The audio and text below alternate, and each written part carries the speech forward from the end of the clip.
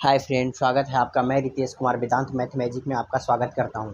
आज का इस वीडियो में मैं त्रिभुज का चैप्टर, ये पार्ट 2 वीडियो है। इसके पहले मैं एक पार्ट 1 वीडियो बनाया हूं। देखिए, त्रिभुज के बारे में सबसे पहले तो हम यहाँ आज की वीडियो में हम समरूप त्रिभुज के बारे में चर्चा करेंगे। समरूप त्रिभुज कहते किसको है। इसके पहले आप वीडियो को सब्सक्राइब कर दीजिए ताकि जो भी हम वीडियो डालें आपको नोटिफिकेशन तुरंत मिल जाए, क्योंकि हम धीरे धीरे करके ये ट्रायंगल हम पढ़ा रहे हैं क्लास 10 का।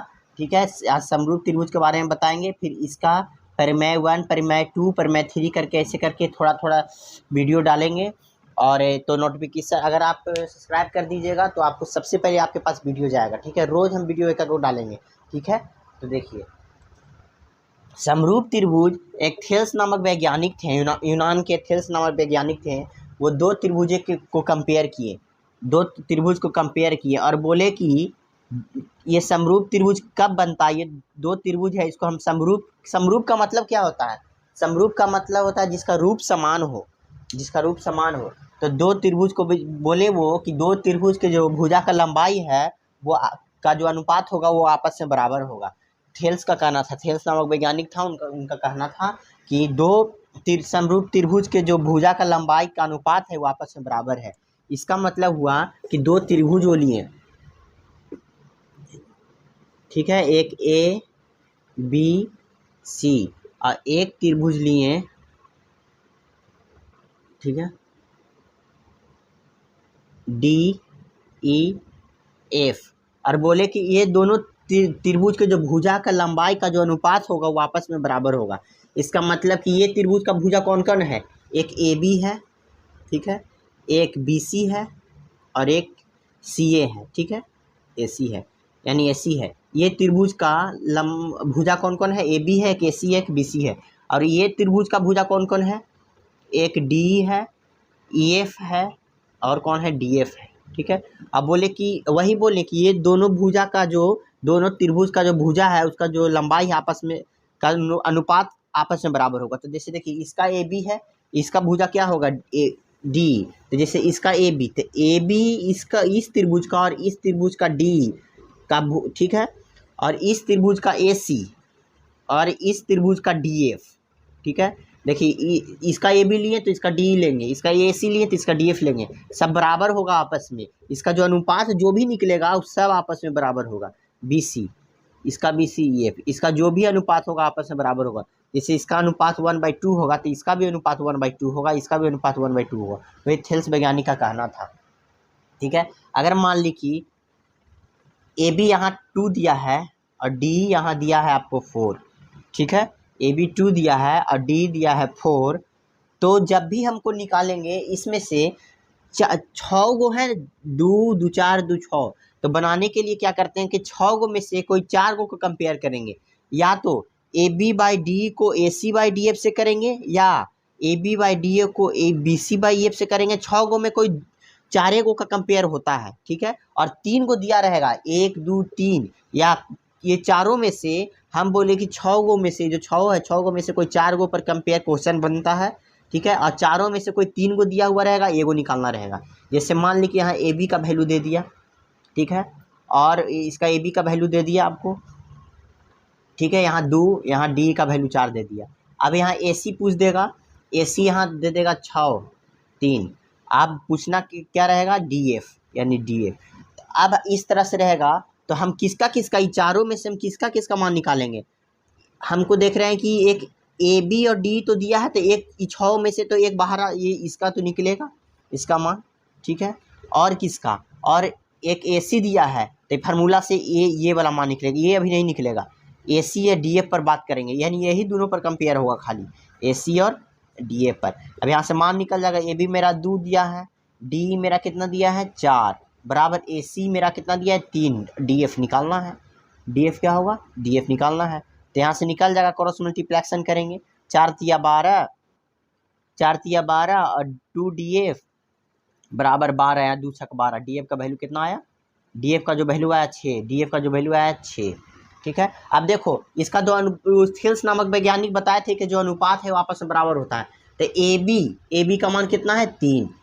हम बोले हैं कि इसका जो लंबाई का अनुपात है आपस में बराबर होता है। ए बी बाई डी का जो लंबाई का अनुपात होगा वो ए सी बाई डी एफ के बराबर होगा। तो है बराबर, जैसे ए बी का वैल्यू हम कितना लिए 2, तो 2 डी एस और डी का वैल्यू कितना लिए 4, ठीक है। इसका वैल्यू कितना लिए हम 3 और इस डी एफ का वैल्यू आया 6 आया ना।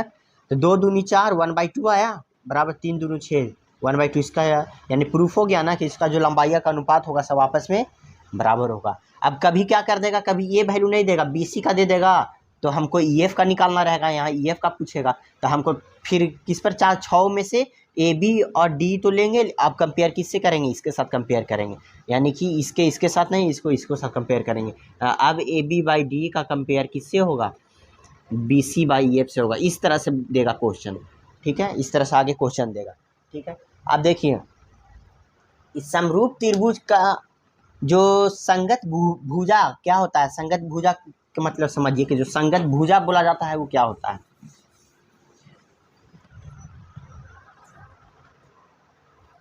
देखिए यहाँ कहीं पर लिखा रहता है side angle side, side angle side, इससे समरूप त्रिभुज कहते हैं कि अगर दो साइड मतलब दो साइड और एक एंगल कम से कम बराबर रहेगा तो बोल देंगे कि समरूप त्रिभुज है, ठीक है।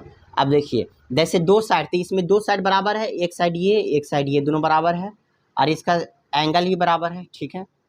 तब जब ये 70 डिग्री होगा तो ये दोनों कोनों का मान क्या होगा, तो हमको पता है कि ये तीनों त्रिभुज के तीनों कोनों का मान कितना होता है 180 डिग्री होता है, 180 डिग्री, जिसमें 70 डिग्री दिया हुआ है, बचा हुआ कितना 110 डिग्री, 110 डिग्री ये दोनों में बटा होगा। तो देख रहे हैं कि इसका लंबाई बराबर होगा, तो जो 110 में दोनों बटा होगा ये तो बराबर होगा, यानी कि ये 55 डिग्री हुआ होगा, ये 55 डिग्री हुआ होगा, ठीक है। यानी कि अब देखिए ये भी 55 डिग्री, ये भी 55 डिग्री, ठीक है। देखिए समरूप का मतलब होता है जिसका रूप समान हो, और सर्वांगसम का मतलब क्या होता है, सर्वांगसम कहने का मतलब कि अगर एक त्रिभुज को एक पर रखें तो पीछे वाला जो त्रिभुज है वो नज़र नहीं आना चाहिए, उसको बोलते हैं सर्वांगसम, ठीक है। समरूप त्रिभुज में होता है कि बड़ा छोटा होगा, ये बड़ा छोटा होगा लेकिन उसका जो रूप होगा समान होगा, ठीक है। इसका जो कोण होगा ये जो कोण है, जो झुकाव है, ये सब समान होना चाहिए, उसको बोलते हैं समरूप त्रिभुज। सर्वांगसम इसको नहीं बोल सकते हैं, समरूप त्रिभुज कभी सर्वांगसम नहीं होगा, समरूप त्रिभुज कभी सर्वांगसम नहीं होगा। देखिए जैसे देखिए समरूप तो छोटा भी होता है, अगर ये छोटा को हम जैसे इतना बड़ा कोई वस्तु है और उसको छोटा वस्तु लगाएंगे तो पीछे वाला तो अगर इस पर चढ़ाएंगे तो पीछे वाला तो नजर आएगा, यानी कि सभी समरूप त्रिभुज सर्वांगसम नहीं हो सकते लेकिन सभी सर्वांगसम समरूप हो सकते हैं, ठीक है। आगे देखिए, अब देखिए ये ठीक है। अब देखिए कैसे संगत भुजा के बारे में बताए थे, हम कैसे पता करें कि इसका संगत भुजा, तो संगत भुजा के मतलब क्या होता है कि देखिए यहाँ 70 के सामने क्या है BC, 70 के सामने क्या है मेरा BC, तो BC इस त्रिभुज में BC लेंगे। अब इस त्रिभुज में देखेंगे 70 के सामने क्या है EF, तो यहाँ EF इसको लेंगे, ठीक है। ये दोनों भुजा किसका बराबर है, ये 55 के सामने क्या है AC, तो ये भी 55 के सामने क्या लेंगे DF लेंगे, ठीक है DF। ये 55 के सामने क्या है AB, तो AB लेंगे, यही इसी को बोलते हैं संगत भुजा। ये 55 के सामने क्या है D, तो D लेंगे, ठीक है, इसको बोलते हैं संगत भुजा। देखिए यहाँ पर समझिए संगत भुजा कैसे कहेंगे, अगर ये 70 के सामने क्या लिए BC लिए, तो ये 50 के सामने नहीं लेंगे, 70 के सामने क्या है, ये 70 के सामने क्या है D, तो इसका संगत भुजा ये हुआ, ये बराबर होता है आपस में। ये 50 के सामने क्या लिए AC, तो AC, और ई 50 के सामने क्या है 50 इसमें कौन है यहाँ, तो इसके सामने वाला भुजा क्या है EF, ठीक है। ये 60 के सामने क्या है AB, और ये 60 के सामने क्या है DF, इसी को बोलते हैं संगत भुजा, ठीक है, इसको बोलते हैं संगत भुजा। अब देखिए हम बताएं कि जो किसी भी समरूप त्रिभुज के जो भुजा का जो लंबाइयों का अनुपात होगा आपस में बराबर होगा। थिल्स नामक वैज्ञानिक का ये कहना था कि कोई भी समरूप त्रिभुज है उसका जो लंबाई है, दो त्रिभुज के लंबाई का जो अनुपात होगा वो आपस में बराबर होगा। उसके पहले हम प्रूव भी कर दिए कि कैसे बराबर होगा, ठीक है। अब आगे देखिए क्वेश्चन इस प्रकार देगा कि अगर निम्नांकित आकृति में AD 1.5 सेंटीमीटर है और DB 3 सेंटीमीटर है और AE 1 सेंटीमीटर, तो D समांतर BC है, तो देखिए हम इसके पहले एक चीज़ और बताते हैं हम कि अगर मान ली कि एक त्रिभुज है, ठीक है, इसका परिमेय भी हम बताएंगे। अगर कोई अन्य भुजा, ठीक है, बीच में डाल दिए यहाँ डी, ठीक है, अगर ये भुजा BC के अगर समांतर हो, डी जो भुजा है BC के अगर समांतर होता है, मतलब समांतर कहने का मतलब कि कहीं नहीं जाके मिलेगा आपस, कहीं नहीं आगे जाएगा तो मिलेगा। अगर ये भुजा ये BC का समांतर हो तो इसका जो अनुपात होगा, दोनों भुजा का जो समद्विभाजक अनुपात होगा आपस में बराबर होगा, यानी कि AD बटा जो DB है AE बटा EC के बराबर होगा, AE बटा EC के बराबर होगा, यानी कि ये 1/2 है तो ये भी 1/2 होगा, ठीक है। इसी पर क्वेश्चन है, देखिए ये तो बता दिए। तो यही क्वेश्चन बोल रहा है आगे कि निम्नांकित आकृति में AD 1.5 है, यानी AD जो है 1.5 दिया हुआ है, और DB है जो 3 सेंटीमीटर दिया है, और AE 1 सेंटीमीटर दिया है, और D दे दिया कि D समांतर BC है। तो AC का मान तो क्या करना है, EC का मान निकालना है, EC का इसका मान निकालना है। तो हम अभी बताएं कि जब D समांतर BC होता है तो इसका फार्मूला होता है कि दोनों जो अनुपात है आपस में बराबर होता है, यानी कि AD बटा DB का जो अनुपात होगा, ये दोनों इसका ये जो भुजा है इसका समद्विभाजक जो अनुपात है वो ये भुजा के आपस में बराबर होता है, यानी कि AE बटा EC के बराबर होता है। यही ना है फार्मूला। जब D समांतर होगा BC का, क्वेश्चन में लिखा है कि D समांतर है BC का, अब यहाँ पुट कर देंगे, खाली इस प्रकार क्वेश्चन रहेगा। अब पुट कर देंगे, AD मेरा 1.5 दिया है, DB मेरा 3 दिया हूँ, AE 1 है, EC निकालना है, यही ना है। यहाँ से क्रॉस मल्टीप्लेक्शन कर देंगे तो 1.5